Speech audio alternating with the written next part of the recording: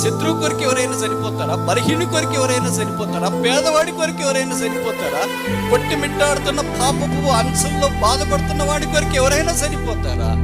పాపము చేత పట్టబడిన బాధితుని కొరకు ఎవరైనా చనిపోతారా?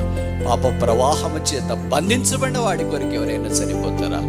ఒకే ఒక్కడు, ఆయన పేరే యేసుక్రీస్తు ప్రభు, పాపల స్నేహితుడు.